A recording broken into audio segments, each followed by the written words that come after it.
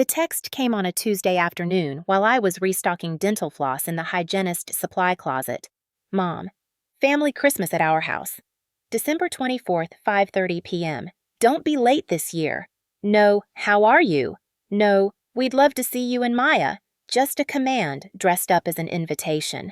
I stared at the screen, my thumb hovering over the keyboard, trying to craft a response that wouldn't sound either desperate or hostile. Everything okay? Grace appeared in the doorway, her scrubs covered in cartoon reindeer. She'd been my best friend since nursing school, back when I still thought I'd follow my parents' plan for my life. Christmas invitation from Linda. I held up the phone. Grace's face said everything her mouth was too polite to. Jazz, you don't have to go. You know that, right? I did know that. I'd known it last Christmas when my mother spent 15 minutes explaining to her church friends how challenging it was to have a granddaughter who was different. I'd known it the Christmas before that, when my father forgot to put Maya's name on a single gift tag, like she was just an afterthought who happened to show up.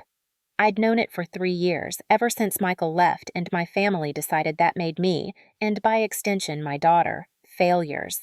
But knowing something and acting on it are two different things. Maya still asks about them, I said quietly. She made Grandma a birthday card in October, mailed it herself with her allowance money. Did Linda call to thank her? We both knew the answer. I typed back, "We'll be there." That night, after Maya fell asleep clutching her worn stuffed rabbit, I sat at my kitchen table with a cup of chamomile tea and my journal, the one Dr. Morgan had recommended I keep during the divorce. Document your feelings, she'd said. Patterns become clear when you write them down. I flipped back to last Christmas, my handwriting cramped and angry. Linda criticized Maya's dress, too childish. Dennis asked if she was slow because she's quiet. Sabrina took 47 photos, counted them, and Maya wasn't in a single one she posted. When Maya asked to be in a picture, Sabrina said, "Maybe later, sweetie," and never came back to her. Maya cried in the car on the way home, asked me why Grandma doesn't like her. I turned the page to Thanksgiving. Dennis asked Michael, in front of everyone, how he was adjusting to his freedom. Sabrina posted about being grateful for family, with photos of Mom, Dad, and Elliot. No mention of us.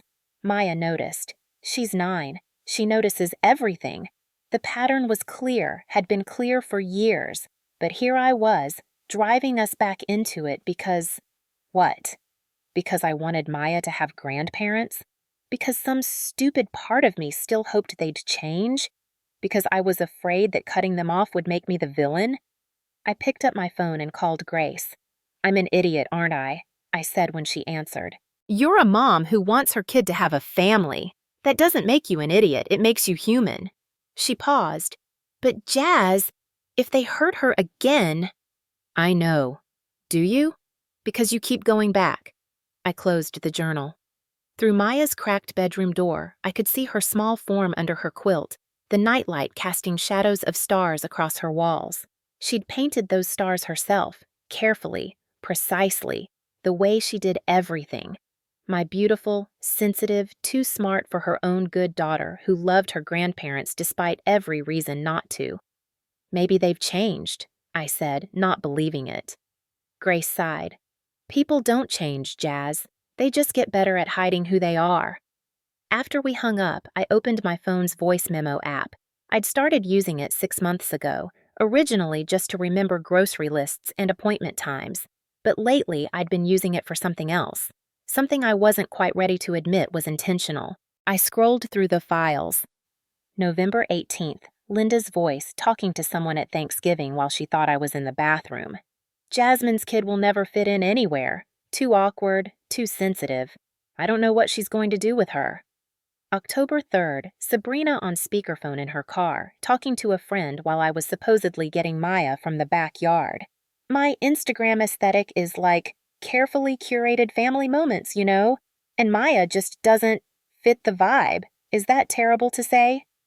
September 12th, Dennis, after too many beers at a family barbecue, to Elliot. "That girl's going to grow up weird, just like her mother. Some people shouldn't have kids." I'd told myself I kept them for my own sanity, proof that I wasn't imagining their cruelty. But the truth was darker than that. Some part of me was collecting evidence, building a case against my own family. Just in case. 2 weeks before Christmas, Maya sat at our kitchen table with construction paper, glitter glue, and the kind of fierce concentration she brought to everything she loved. Her tongue poked out slightly as she drew, her small hands steady despite the way they'd shaken that morning when a boy at school called her weird for reading at recess. "Mommy, how do you spell beautiful?" she asked without looking up. "Beautiful. What are you making, baby?" "Cards for Christmas. This one's for Grandma Linda." She held it up proudly, a Christmas tree rendered in careful green strokes, ornaments like tiny jewels, and at the top, a star that she'd filled in with yellow glitter. At the bottom, in her neat, careful handwriting, "You are beautiful inside and out. Love, Maya." My throat tightened. "It's gorgeous, sweetheart." "Do you think she'll like it this time?" The question came out small, uncertain. "She didn't really look at the one I made last year. She just put it on the counter and, I don't know. It was gone when we left." The image hit me. Maya's Valentine's Day card from February, covered in hand-drawn hearts, stuffed in Linda's recycling bin. I'd seen it when I went to throw away coffee cups. Hadn't said anything. Hadn't wanted to hurt my daughter with the truth that her grandmother threw away her love like junk mail. "Of course she will," I lied, hating myself for it. "She'll love it."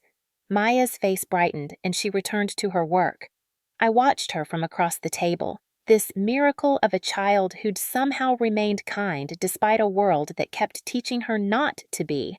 She had my dark hair but Michael's green eyes, the only good thing he'd left us with. She was small for 9, thin in that way that made other mothers ask if she was eating enough, as if love could be measured in pounds. At school, she struggled.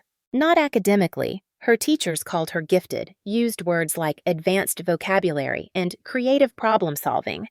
But socially, she was lost. She read books at recess while other kids played kickball. She asked questions that made adults uncomfortable and children confused.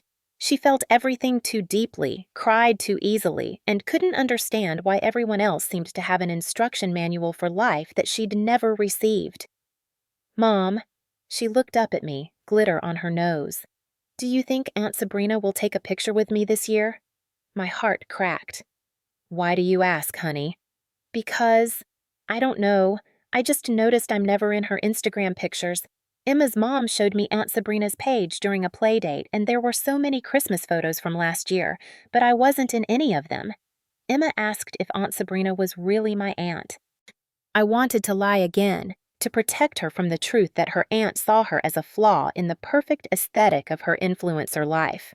But Maya was too smart, too observant. She'd already figured it out. "Aunt Sabrina takes a lot of pictures," I said carefully. "Sometimes she doesn't include everyone." "Because I'm not pretty enough?" "Maya Coleman, you are absolutely beautiful."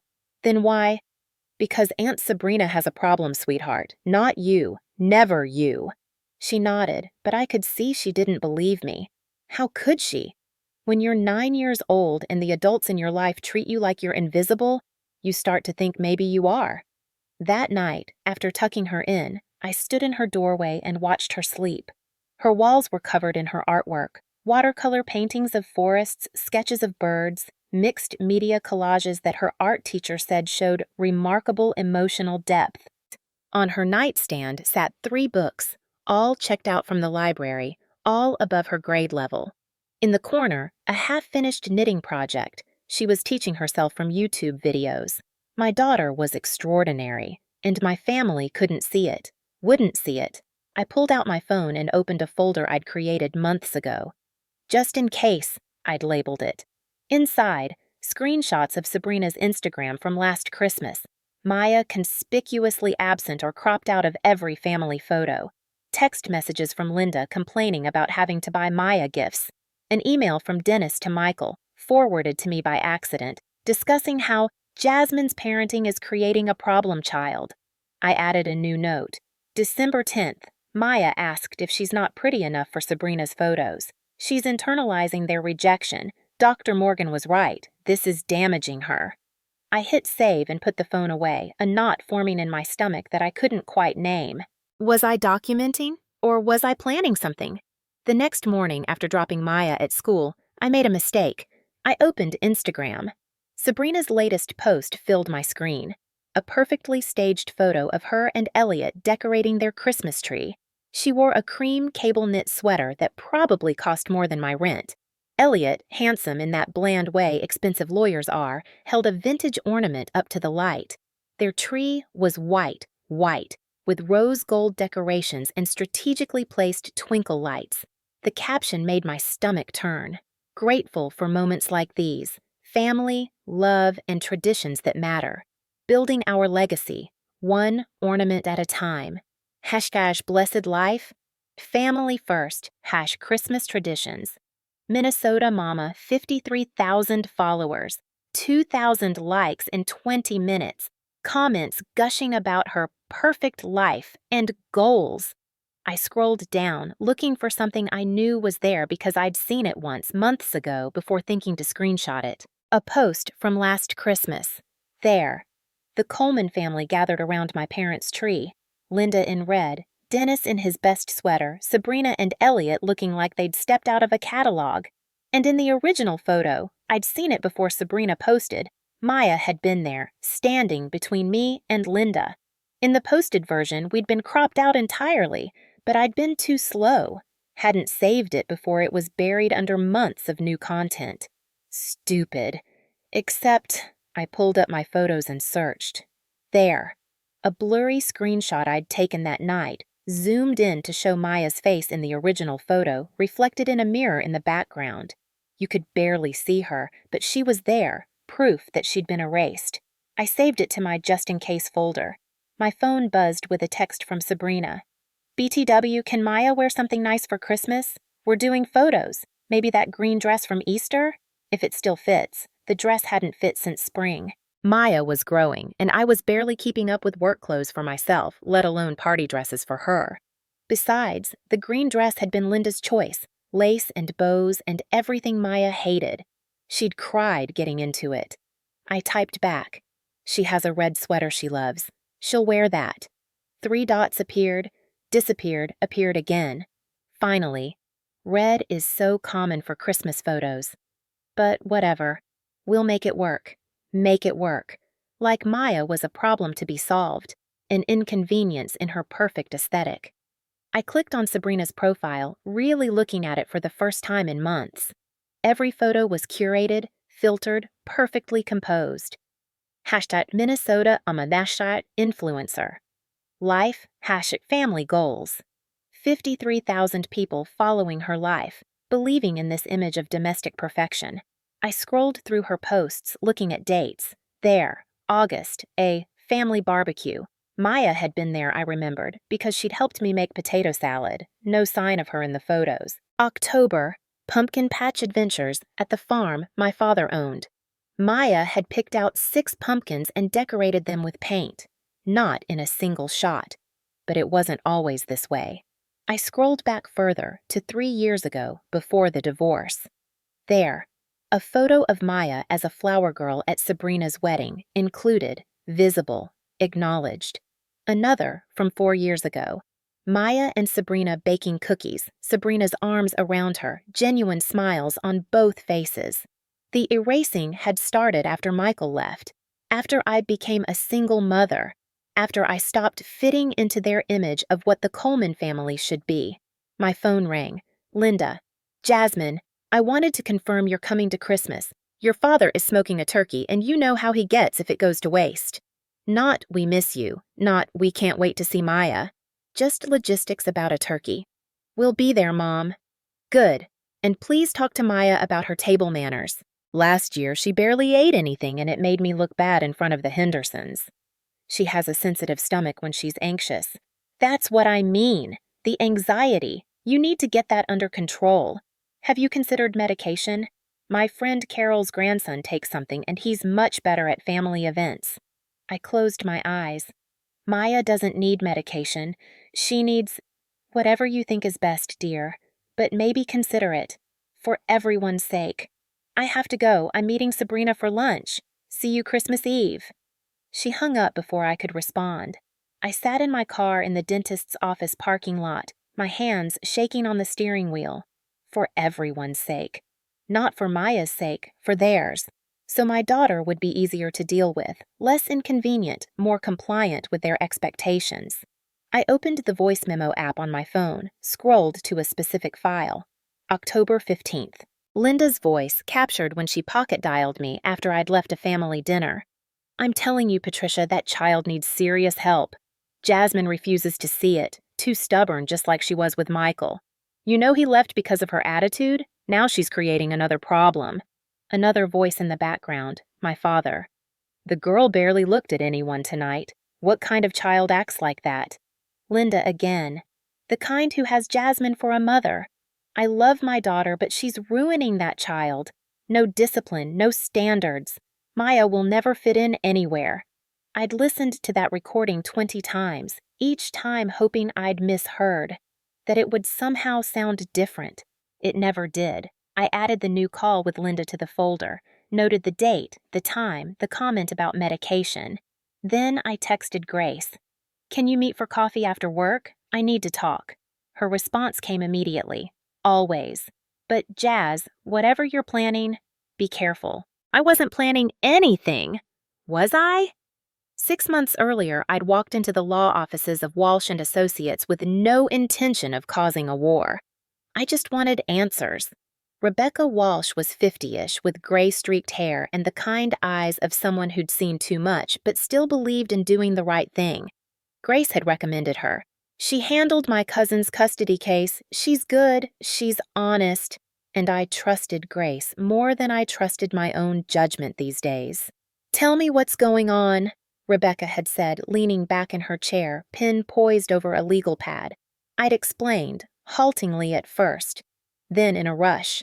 The comments about Maya's appearance, intelligence, behavior, the exclusion from photos, from conversations, from the family narrative, the way they made her feel small, unwanted, less than, the way she'd started having nightmares, started saying things like, maybe I'm just weird, and maybe something's wrong with me.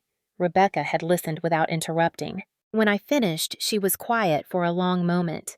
What do you want to happen? She finally asked. I don't know. That's why I'm here. Is there a way to legally protect her from them without cutting them off completely? Tell me something, Jasmine. Why don't you want to cut them off? I'd thought about that question every day since. Because they're my parents. Because I keep hoping they'll change. Because Maya loves them, despite everything. Because cutting off your family makes you the villain in a small town like ours. And I'm tired of being the villain. Because some pathetic part of me still wants their approval. Still wants them to look at me and my daughter and think we're good enough. I just don't, I'd said. Rebecca nodded. Okay, but here's what you need to understand. Legally, grandparents have very limited rights in Minnesota. If you want to restrict their contact with Maya, you can.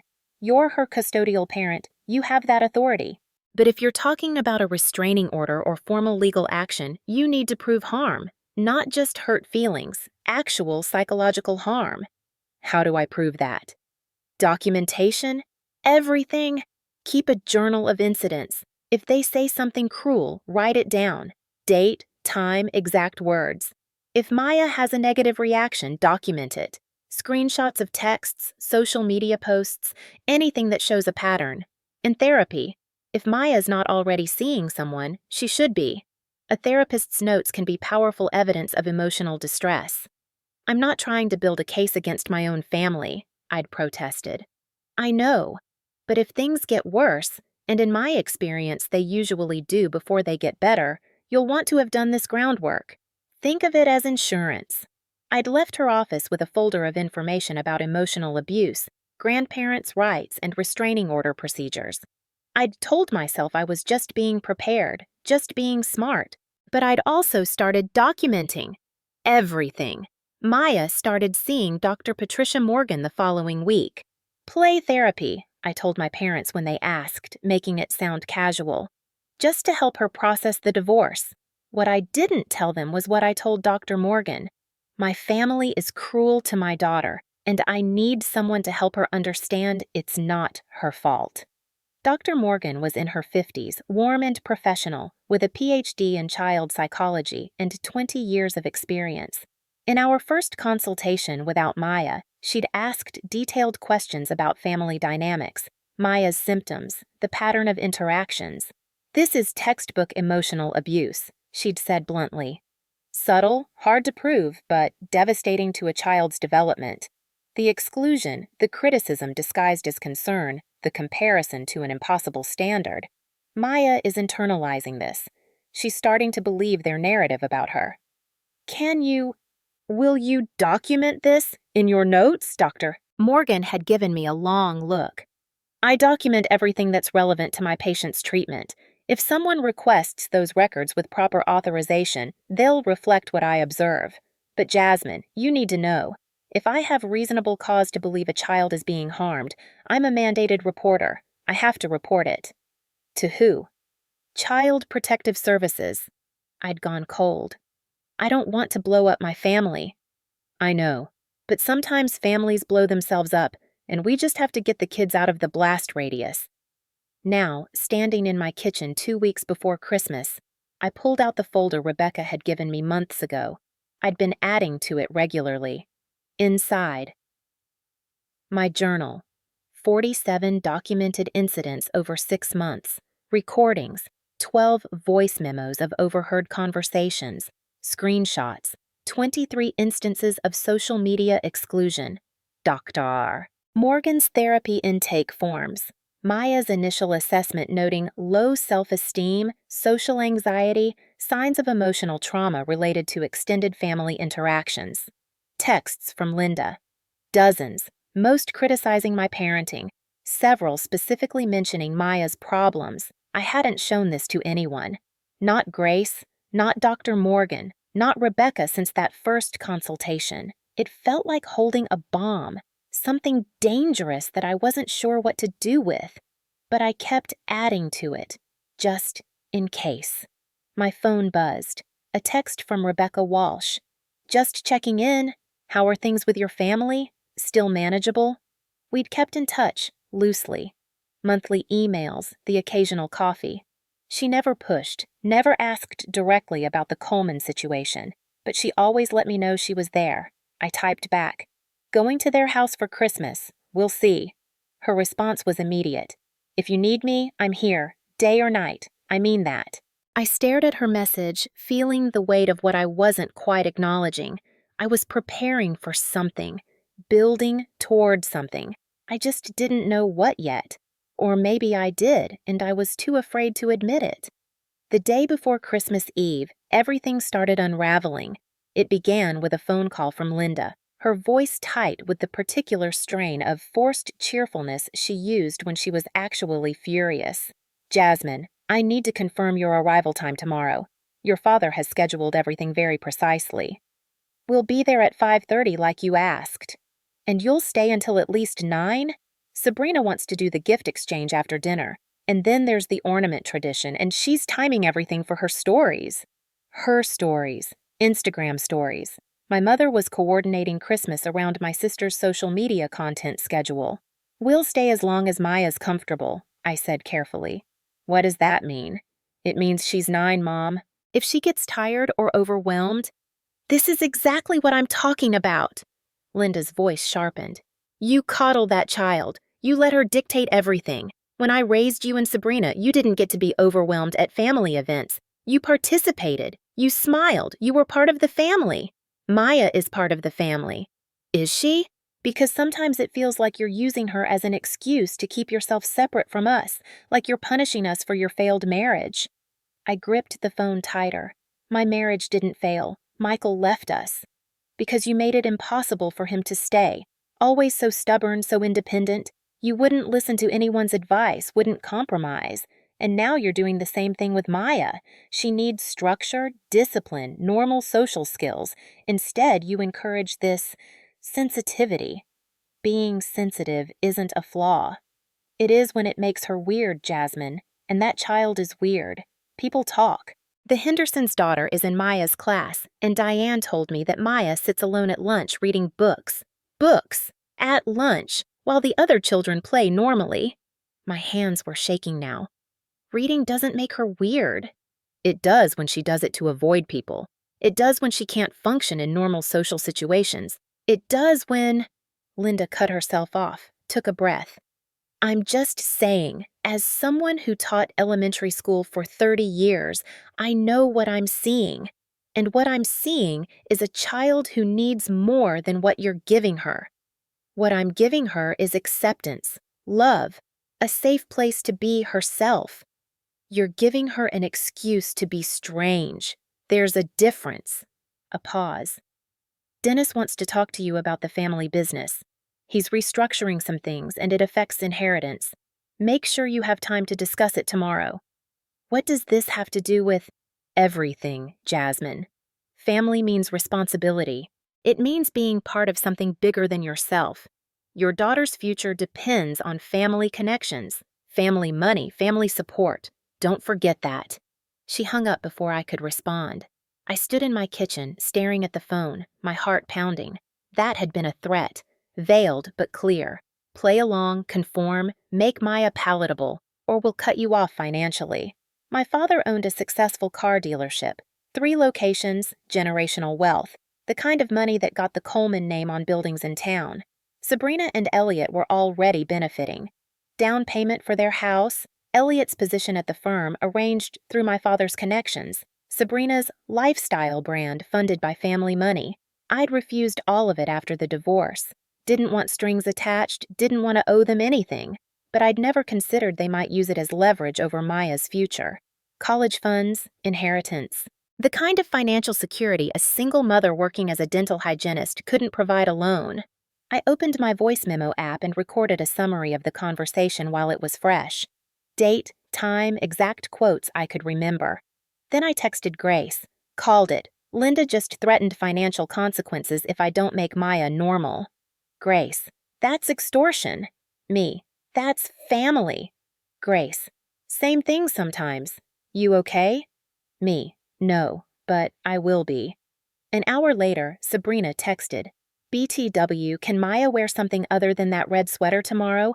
I'm going for a winter white theme and red will clash. Maybe cream? Beige? Even gray would work. I stared at the message, feeling something shift inside me. This wasn't about colors or aesthetics. This was about erasing my daughter again, making her disappear into the background, forcing her to conform to a vision that didn't include her authentic self. I typed back. She's wearing the red sweater, it's her favorite. Sabrina. OMG, Jazz, it's just one day. Can't you cooperate for once? Me. No. Sabrina. You're being difficult on purpose. You know that, right? You're always looking for reasons to make things hard. Me. I'm being my daughter's mother. Sabrina. Whatever. Don't blame me when she ruins all the photos. I screenshotted the exchange and added it to my folder. That evening, Maya came to me with her finished card for Linda, now laminated with contact paper from her art supplies. I made it waterproof, she explained seriously, so Grandma can keep it forever and it won't get ruined. Forever. My daughter thought her grandmother would want to keep her card forever. I hugged her tight, breathing in her apple-scented shampoo, feeling the fragile bones of her shoulders under my hands. Tomorrow, we'd walk back into that house, and they'd hurt her again. I knew they would. They couldn't help themselves. The question was, what was I going to do about it? I pulled out my phone one last time and scrolled through the just-in-case folder. Months of documentation. Months of evidence. Months of building something I couldn't quite name. Rebecca's words echoed. If things get worse, and in my experience they usually do before they get better, you'll want to have done this groundwork. Things were about to get worse. I could feel it in my bones, in the way Linda's threats had become more explicit, in the way Sabrina's disdain had grown more casual, in the way my father's silence somehow felt more menacing than anything else. Tomorrow night, something was going to break. I just had to decide if I was going to let it break me and Maya, or if I was finally going to break the pattern. I opened a new note in my phone and typed, Christmas Eve plan. Arrive 5:30 p.m. Phone recording ready, check battery. Stay observant. Protect Maya. Document everything. Be ready. Ready for what? I didn't write, but I felt it, coiled in my chest like a spring wound too tight, ready to finally stop being afraid, ready to choose my daughter over my family, ready to burn it all down if I had to. The Coleman family home looked like a Christmas card.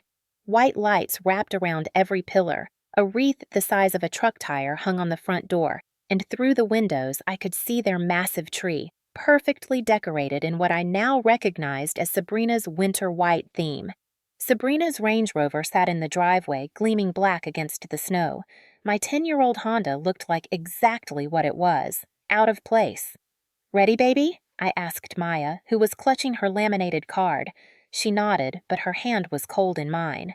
Before we reached the door, I pulled out my phone and opened the voice memo app. "Record." I slipped it into my coat pocket, microphone facing out. My heart hammered, but my hands were steady.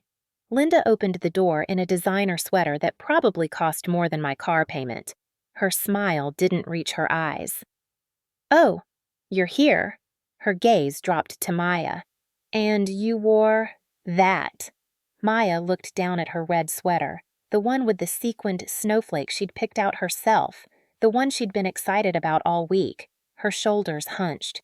"Merry Christmas, Mom," I said evenly. We stepped inside. The house smelled like cinnamon and pine and something else. The particular scent of performance, of a life staged for an audience. Sabrina appeared from the living room, phone already in hand. "Hey, you made it!" She air-kissed my cheek, barely touched Maya's head. "Okay, so we're doing photos at 6, dinner at 7, gifts at 8. I have it all planned out for optimal lighting." So Dennis sat in his leather recliner, barely glancing up from his iPad. "Jasmine, Maya." The greeting was perfunctory, as if we were distant acquaintances, not his daughter and granddaughter. Elliot emerged from the kitchen with a beer. "The single mom and her sidekick arrive." He laughed like it was a joke. It wasn't. Maya's grip tightened on my hand. "Where should Maya put her coat?" I asked. "Oh, just anywhere," Linda waved dismissively. "Sabrina, do you want to do a few test shots while we still have good natural light?" "Yes. Okay, Mom, Dad, Elliot, come here." Sabrina started staging them in front of the tree. Maya took a step forward. "Oh, honey, not yet," Sabrina said without looking at her. "This is just the adults' photo. We'll do a fun kid one later." "But Maya started. "Later, sweetie, promise." Sabrina's attention was already back on her phone screen, adjusting angles. I watched my daughter's face close off, that familiar shuddering I'd seen too many times. She moved to the couch and sat on the very edge, making herself small. The recording was running. Evidence logged. Arrival, dismissal, exclusion. It had been 5 minutes. 15 minutes in, Maya gathered her courage and approached Linda, card extended like an offering. "Grandma, I made this for you." Linda took it, barely glanced at the carefully laminated artwork. "Oh, how sweet." She held it up to Sabrina. "Look, she still draws like a little kid. Very simple." Sabrina giggled. "It's cute, though, in that, childish way." Elliot leaned over, drink in hand. "What grade is she in again?" "3rd? Yeah, my nephew's in kindergarten and he draws about the same." They laughed. All 3 of them laughed while my daughter stood there, her face crumpling. "I'm in 4th grade," Maya whispered. "What's that, honey?" Linda cupped her ear, fake sweet. "Nothing." Maya's voice was barely audible. She turned and ran toward the bathroom. I started to follow, but Linda caught my arm. "Oh, don't coddle her. She needs to learn to take a joke." "That wasn't a joke. It was harmless teasing. You're too sensitive, both of you." Linda set the card on the counter, face down. "Come help me in the kitchen." Through the bathroom door, I could hear Maya crying quietly. Every cell in my body wanted to go to her, but I forced myself to stay, to let this play out, to gather more evidence of what they really were. My phone was still recording. Incident 2. The photo session. At 6 o'clock, Sabrina assembled everyone for her Instagram content. She'd set up a tripod, ring light, the full production. Dennis and Linda positioned themselves by the fireplace. Elliot stood behind them, hand on Linda's shoulder.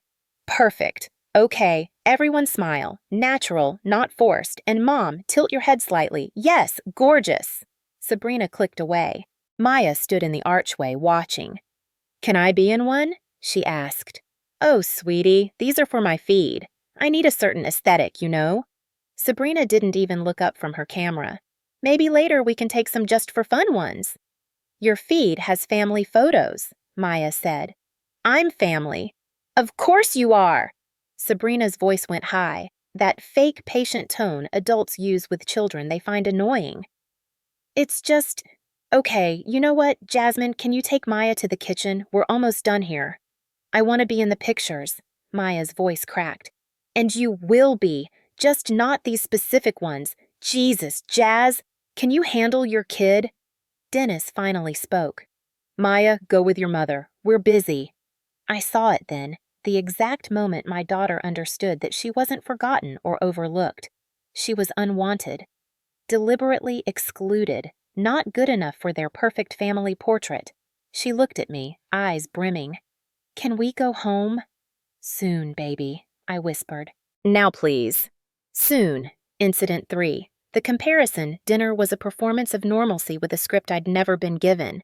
Linda served her famous turkey. Dennis carved with great ceremony. Sabrina live-tweeted the meal. Maya and I might as well have been furniture. Remember when Sabrina was in those beauty pageants? Linda addressed the table, though her eyes never landed on Maya. Oh, she was stunning. Every judge commented on her natural photogenic quality. I have the trophies in storage, Dennis added. 23 of them. 25, Sabrina corrected, pleased. Linda turned to Elliot. Do you and Sabrina think about children?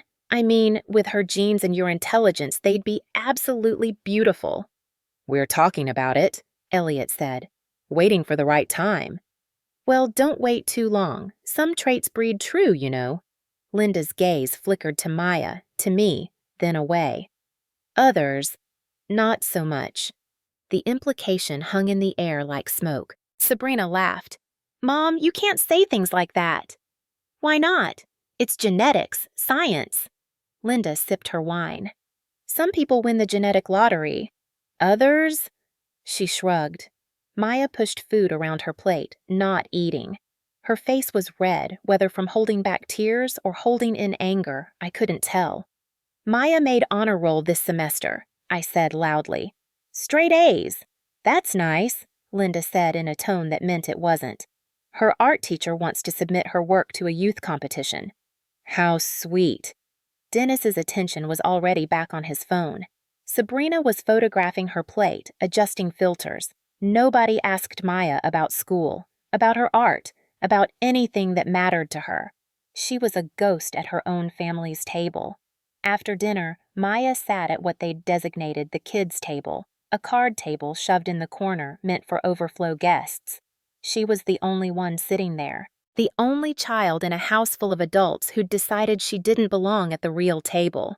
I watched her from across the room, drawing pictures on a napkin with a pen from her pocket. Always creating, always expressing, always trying to make something beautiful out of her pain. Elliot had moved on to his third beer. His voice was louder now, less filtered. Hey, Jasmine, he called across the room.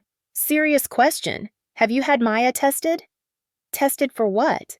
You know, learning disabilities, developmental stuff.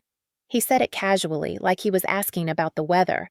Because she's kind of off, you know? The room went quiet. Even Sabrina looked uncomfortable.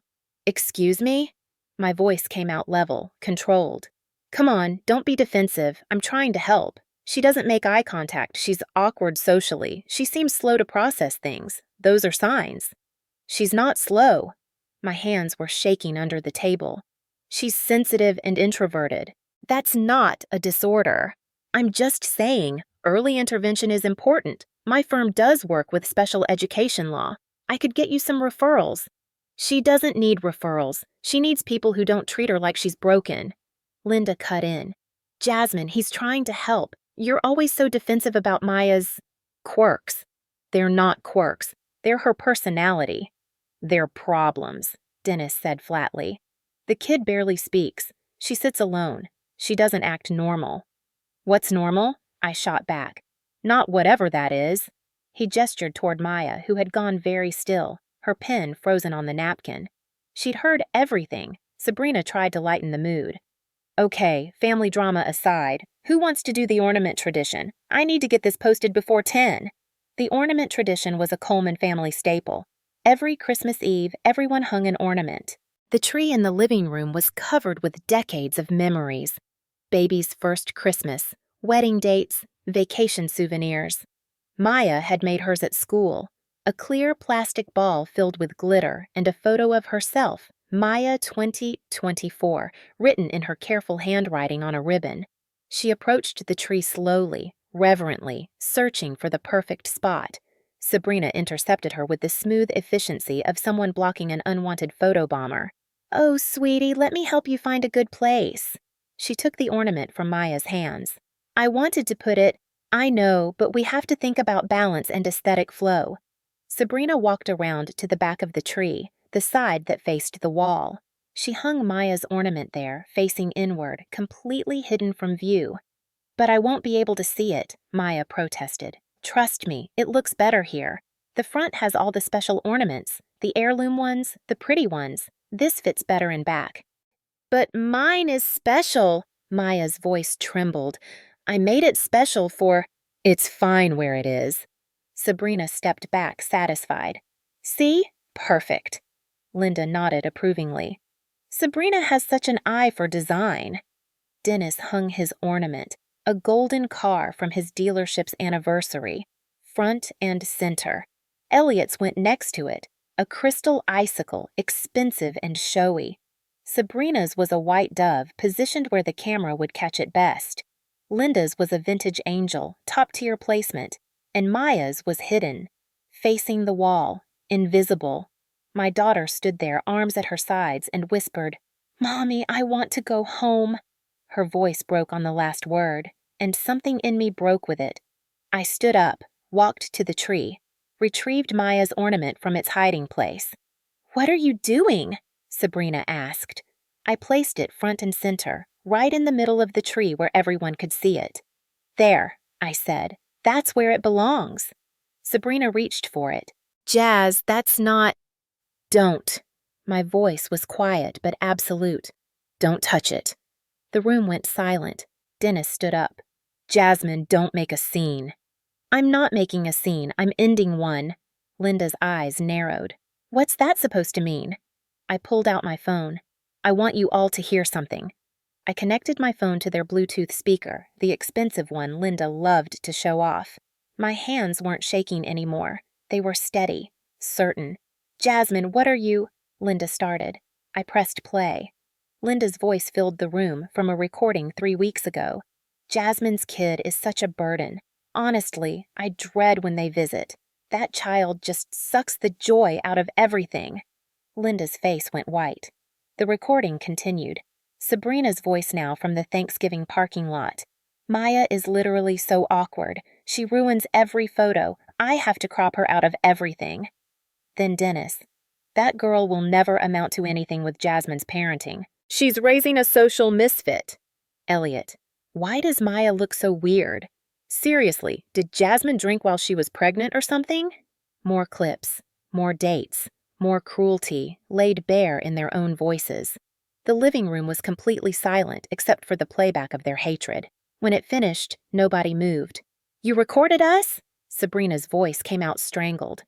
Minnesota is a one-party consent state, I said calmly. Completely legal. Linda found her voice. You can't use that against us. That's private family conversation. Private? I laughed and it came out harsh. You said these things with me in the house, near my daughter. You didn't care if we heard because you didn't think we mattered enough to care about. Dennis stepped forward, his face red. This is a violation of trust. Trust? I turned on him. You just spent the last 2 hours telling my daughter she's slow, weird, and genetically inferior. Where's the trust in that? We were trying to help, Linda started. By telling her she's not pretty enough for photos, By hiding her ornament? By making her sit alone at a kid's table like she's contaminated? Elliot, the lawyer, tried to recover. Even if those recordings are legal, you can't actually do anything with them. I smiled. It was the coldest smile I'd ever worn. Watch me. That recording? I held up my phone. Already sent to someone. Dr. Patricia Morgan, Maya's therapist. Linda gasped. Her therapist? The one I've been taking her to for 6 months. The one who's been documenting every incident of emotional abuse. The one who's a mandated reporter. Understanding dawned on their faces like a slow horror. You wouldn't, Linda breathed. I already did. I pulled up my email, showed them the sent message. Dr. Morgan filed a report with County Social Services this morning. They have everything. The recordings, her therapy notes, Maya's testimony about how you make her feel. 6 months of documentation. You called CPS on us? Linda's voice pitched high. On your own family? I protected my daughter from people who were hurting her, even if those people are my family. Sabrina was scrolling frantically through her phone. This will destroy my brand. Do you know what this will do to my reputation? I don't care about your Instagram, Sabrina. You vindictive bitch, she started. Careful, I cut her off. Everything you say right now, still being recorded. Dennis moved toward the door, blocking it. You're not leaving until we figure this out. Move. We need to talk about this like adults. I said move, or I call 911 and add unlawful restraint to the list. He stared at me, and for the first time in my life, I watched my father realize he had no power over me. He moved. I took Maya's hand. She was crying silently, clinging to her ornament. We're done, I said to the room. All of you! Done! Jasmine, please! Linda's voice broke. We're family? No, I said softly. You're people who share my DNA. Family doesn't do what you've done. I walked my daughter to the door. The snow was falling harder now, thick and heavy, muffling the sound of Linda's sobs behind us. In the car, Maya buckled herself in and looked at me with red-rimmed eyes. Are you okay, Mommy? I started the engine, pulled away from that house for the last time. Yeah, baby. For the first time in a long time, I'm okay. What happens now? I looked at her in the rearview mirror, my brave, sensitive, beautiful daughter who deserved so much more than what they'd given her. Now? I said. Now we protect ourselves. No matter what it takes. Christmas Day, Grace's house smelled like coffee and safety. Maya slept on the couch, exhausted from crying. I sat at the kitchen table with my phone face down, watching it light up with incoming calls. Linda. Dennis. Sabrina. Unknown numbers. I ignored them all. You did the right thing, Grace said for the 3rd time. Then why does it feel like I just detonated a bomb? Because you did, but sometimes that's what it takes. By December 26th, I was sitting across from Rebecca Walsh, my entire documentation folder spread between us. This is solid, Rebecca said, scanning through therapy notes, recordings, screenshots.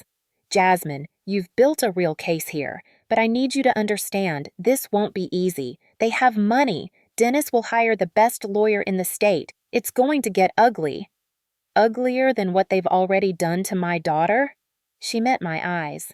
Yes, because now they're going to fight back, and they'll try to paint you as unstable, vindictive, alienating Maya from her family. Can you handle that?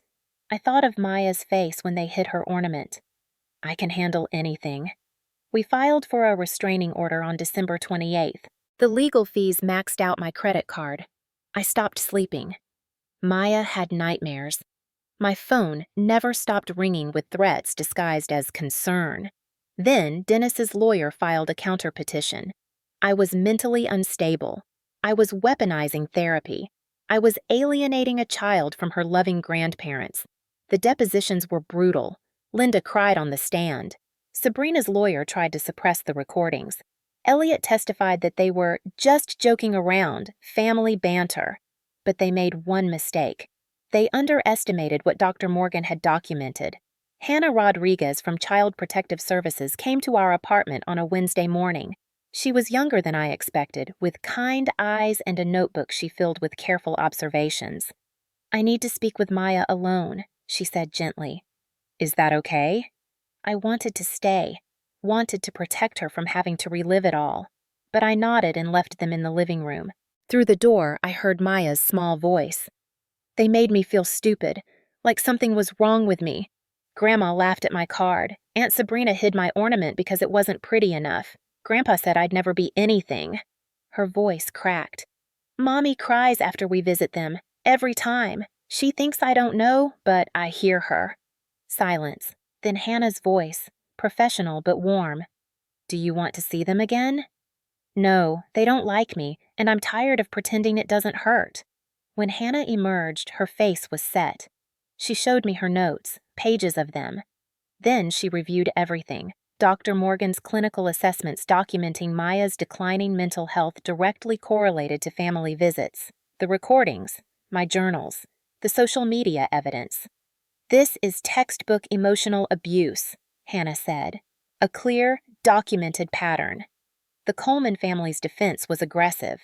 Their lawyer argued grandparents' rights, claimed I was overreacting, brought character witnesses who said they were devoted family members. Then came their hearing. Dennis testified about family values. Linda sobbed about being kept from her granddaughter.